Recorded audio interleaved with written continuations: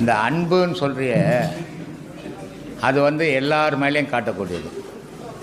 பாசம்ன்றது உங்கள் அப்பா அம்மா உங்கள் தங்கச்சி உங்கள் அண்ணன் உங்கள் பொண்டாட்டி அது மேலே காட்டுறது பாசம். அப்புறம் என்ன கேட்ட? மோகம். எதை பார்த்தாலும் ஆசைப்படுறது.